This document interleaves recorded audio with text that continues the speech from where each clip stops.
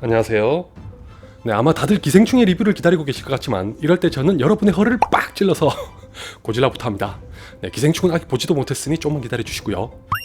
네, 고질라 킹 오브 몬스터는 지난 2014년에 개봉했던 고질라의 속편입니다. 네, 사실 전편은 정통 괴수 영화라기보다는 고질라가 나오는 재난 영화에 초점이 맞춰져서 개인적으로는 재밌게 봤습니다. 네, 중간중간 고질라의 크기나 위용을 유감없이 보여주면서 인간이 느끼는 공포를 효과적으로 전달했었고, 네, 특히 헤일로 점프를 하면서 1인칭 시점으로 고질라를 바라보던 장면은 최고였다고 생각합니다. 네, 여러모로 1998년에 롤랜드 에머리가 연출했던 고질라보단 나았으나, 네, 바로 이런 컨셉 때문에 고질라나 다른 괴수의 분량이 적어서 실망하셨던 분들도 적지 않았었죠. 네, 다행히 속편은 정확히 그 점을 보완하기 위해 노력했다는 티가 예고편에서부터 느껴졌고, 네, 실제로도 확연히 개선됐다는 걸 제 눈으로 직접 보긴 했는데 와우, 네, 그것보다 훨씬 더 큰 문제가 있더군요. 이 영화는 전편의 유산을 고스란히 이어받아 확장시키면서 시작합니다. 네, 지구 곳곳에서 고질라 같은 괴수들이 발견되고, 네, 모나크라고 하는 단체가 이들을 타이탄으로 명명하고 조사와 연구를 한 결과, 네, 태고적부터 존재했었다는 사실이 밝혀지는데, 네, 모종의 사건으로 인해 괴수들이 하나둘씩 풀려나면서 전 지구적인 재앙이 도래합니다. 이 와중에 전편에서 괴수들과 싸워 인류를 구했던 고질라가 또 한 번 나타나 유일한 희망이 되는 덕분에 무시무시한 파괴력을 가진 괴수와 괴수의 싸움이 벌어지면서 그야말로 스펙타클한 전투가 여러 번 연출됩니다. 적어도 이것만은 기꺼이 인정하고도 남을 만큼 육중하고 짜릿한 볼거리를 대거 선사합니다. 당연히 그냥 괴수들의 분량이 많아진 것만 가지고 하는 말이 아니라, 전편의 가레스 에드워즈 감독이 그랬던 것처럼 각 괴수들의 상상을 초월하는 크기와 위용에다가 저마다의 특성까지 개별적으로 부여해서 괴수들이 등장하는 장면에서는 매번 지켜보는 재미가 쏠쏠합니다.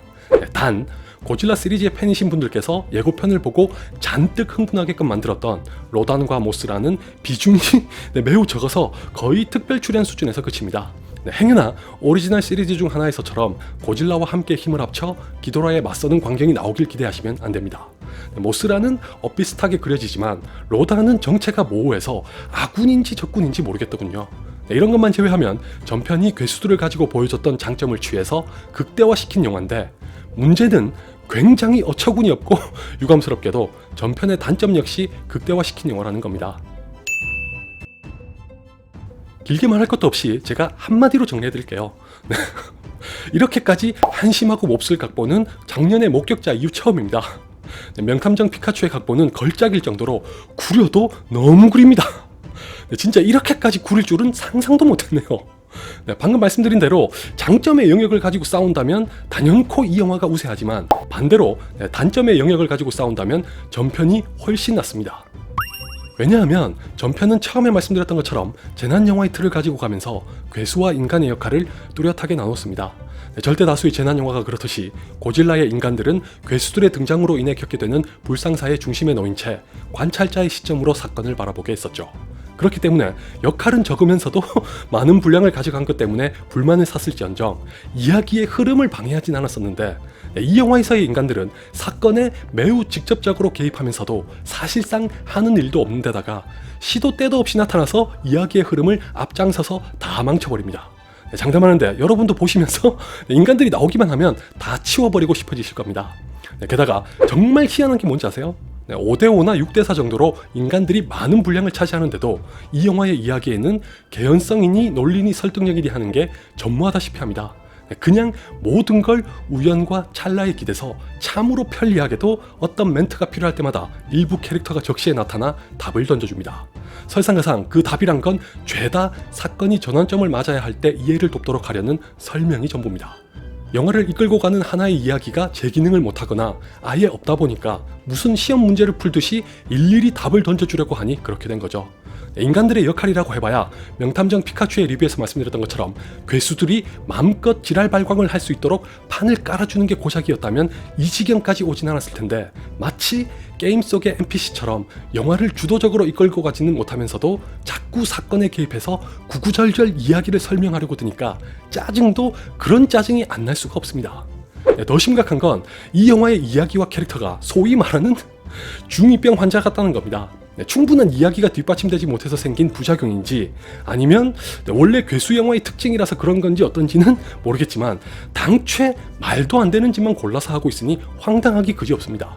네, 애초에 사건의 발단을 일으키는 캐릭터부터가 중2병 허세의 말기 증세를 보여주는 걸로도 모자라 나중에는 완전히 제멋대로 굴고 다른 사람은 계속 고질라 성애자로 나와서 이게 대체 뭔가 싶었습니다.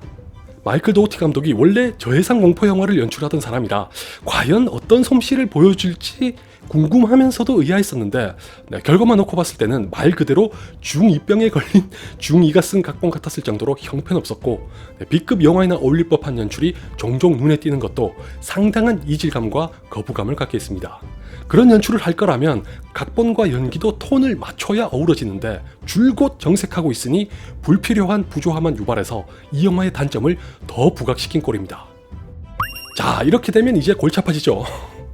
보자니 이야기와 캐릭터가 구려도 너무 구리다고 하고 그렇다고 안 보자니 괴수들이 나오는 장면을 제대로 만끽하려면 극장에서의 관람이 필수라 고민이 커질 수밖에 없는데 솔직히 저는 속으로 이런 생각까지 했습니다. 극장에서도 스킵이 가능하다면 얼마나 좋을까. 당연히 선택은 여러분의 몫이고 참고로 한 가지만 말씀드리자면 이 영화의 어떤 캐릭터를 보시면 마블 영화의 어떤 캐릭터가 절로 떠오르실 겁니다. 둘이 상당히 비슷한 짓을 하지만 캐릭터 묘사에서 차이를 보이고 있는 탓에 이 캐릭터는 진짜 짜증납니다. 왜 그런지 비교해 보시는 것도 나름 재밌을 테니 한번 유심히 보시고요. 그나저나 이제 고질라 대 킹콩이 어떻게 될지 모르겠네요. 영화 속에서 킹콩이랑 스컬 아일랜드를 간간히 언급하면서 미리부터 운을 띄우고 있긴 하던데 글쎄요. 제발 이것보다는 나은 영화이길 바랍니다.